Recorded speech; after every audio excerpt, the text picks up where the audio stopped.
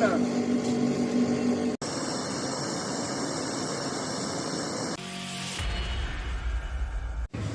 আমরা এসেছি এসিটার প্রবলেম দেখতে। এসিটার প্রবলেম হচ্ছে মেশিনে এক ফোঁটাও গ্যাস নেই। ক্লায়েন্ট যা বলছে ঠান্ডা একদম হচ্ছে না। দেখুন ডেড ক্যাপগুলো পিতলের হওয়ার কথা, প্লাস্টিকের ডেড। আমরা চলে এসেছি এখন ইনডোর ইউনিটের কাছে। ইনডোর ইউনিটটা দেখে মনেই হচ্ছে না যে মেশিনটা কোনো প্রবলেম আছে, একদম ফ্রেশ। যাই হোক আমরা মেশিনটা খুলে একবার দেখব যে ইনডোর ইউনিটে কোথাও অয়েল দেখা যাচ্ছে কি না। তার জন্য আমরা মেশিনটা পুরোপুরিভাবে খুলে নেবো। ক্যাবিনেট না খুলে তো আমরা দেখতে পারবো না। পুরোপুরিভাবে মেশিনটা আমরা খুলে নিয়েছি। ক্যাবিনেটটা খুলে এখন আমরা দেখব এর কোথাও লিকেজ আছে কি না। সবার প্রথমে আমরা ইউ ব্যান্ডগুলো দেখবো, ইউ ব্যান্ডগুলোতে অয়েল লেগে আছে কি না। ইউ ব্যান্ডগুলো দেখে তো একদম মনেই হচ্ছে না যে এখানে লিকেজ আছে, কারণ ইউ ব্যান্ডগুলো সব ড্রাই হয়ে রয়েছে। আর কাস্টমার কমপ্লেন যেটা করেছে, মেশিনটা চলতে চলতে হঠাৎ করে নাকি ঠান্ডা হওয়া বন্ধ করে দিয়েছে।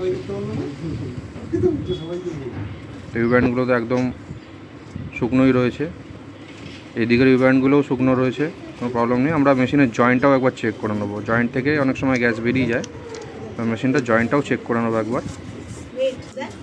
জয়েন্টেও কোনো রকম আমরা অয়েল পাইনি, তাই আমরা একবার আউটডোর ইউনিটে চলে এসেছি। আউটডোর ইউনিটের ইউ ব্যান্ডগুলো আমরা চেক করে নিচ্ছি যে এখানেও কোনোভাবে লিকেজ আছে কি না। লিকেজ থাকলে অয়েল অবশ্যই থাকবে। এখানেও তো আমরা কোনো রকম অয়েল দেখতে পাচ্ছি না। একদম ফ্রেশ মেশিন, 2 বছর মাত্র হয়েছে মেশিনটা, এরকম প্রবলেমের ফেস করছে। যাই হোক আমরা মেশিনে একটু গ্যাস দিয়ে প্রেশার তুলে নেবো। দেখুন মেশিনে একদম গ্যাস নেই। আমরা দেখে নিয়েছি মেশিনটার পাইপ লাগিয়ে, মেশিনে একদম গ্যাস নেই। আমরা মেশিনে কিছুটা গ্যাস দিয়ে প্রেশার তুলে নেবো, কেন প্রেশার না তুললে আমরা জয়েন্টগুলো থেকে লিকেজ বুঝতে পারবো না। যেহেতু মেশিনে কোনো গ্যাস নেই, প্রেশার নেই, আমরা প্রেশার তুলে নিয়েছি গ্যাস দিয়ে, কিছুটা গ্যাস দিয়ে আমরা প্রেশার তুলে নিয়েছি। 32 নম্বর গ্যাসের মেশিন এটা। আমরা আবার জয়েন্ট চেক করতে চলে এসেছি সোপ ওয়াটার দিয়ে।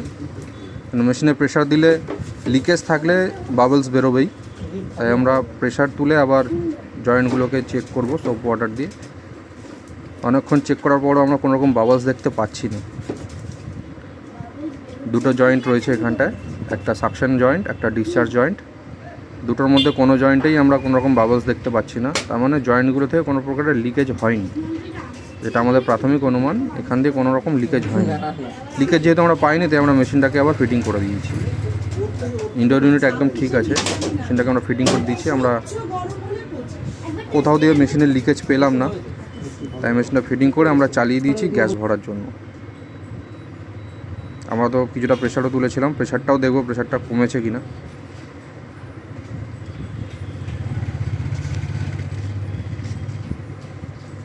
প্রেশারও স্বাভাবিক অর্থে কমেনি, যা প্রেশার ছিল তাই আছে।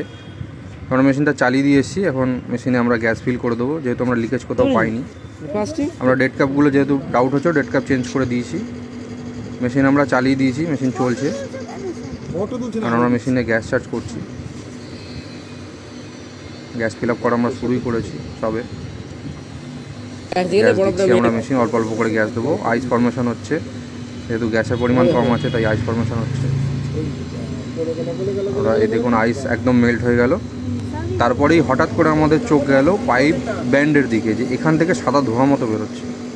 ধোঁয়াটা কি, এটার জন্য আমরা মেশিনটা তাড়াতাড়ি করে গ্যাস লক করে বন্ধ করে দিয়েছি। মেশিনটা তাড়াতাড়ি করে আমরা মেশিনে গ্যাস লক করে বন্ধ করে দেবো, কারণ আমরা পুরো মেশিনে গ্যাস চার্জ করেছিলাম।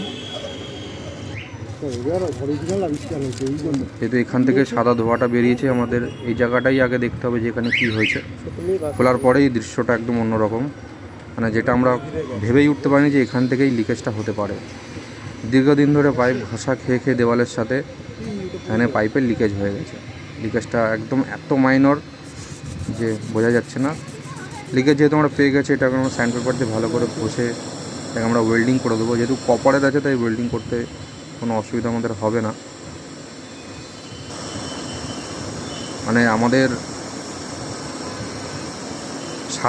সারাদিন যে চেক করলাম আমরা মেশিনটা, আমরা কোথাও লিকেজ খুঁজে পেলাম না।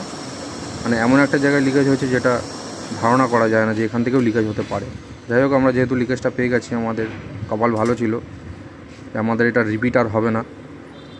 আমাদের সমস্ত কাজ হয়ে যাওয়ার পর এখন আমরা মেশিনের যা যা পাইপ জয়েন্টস খুলেছিলাম, যা যা নাট খুলেছিলাম, সব কিছু আমরা আগের মতো আবার টাইট দিয়ে দেবো ভালো করে। আমরা যেহেতু র্যাপিংটাও এখানে ছিঁড়ে গেছিলো, নষ্ট হয়ে গেছিলো, নতুন করে ইনসুলেশন করিয়ে র্যাপিংও করে দিয়েছি। এখন আমরা মেশিন চালিয়ে দিয়েছি, চালিয়ে আমরা গ্যাস ফিল আপ করে দেবো। যেহেতু লিক রিপেয়ার হয়ে গেছে, লিক আমরা পেয়ে গেছিলাম, আমরা এখন নির্দ্বিধায় গ্যাস চার্জটা করে দেবো। গ্যাস চার্জ করে দিলে আশা করি মেশিন আবার আগের মতো পারফরমেন্স করবে, কাস্টমার স্যাটিসফাইড হবে। আমাদের গ্যাস চার্জ প্রায় হয়ে গেছে।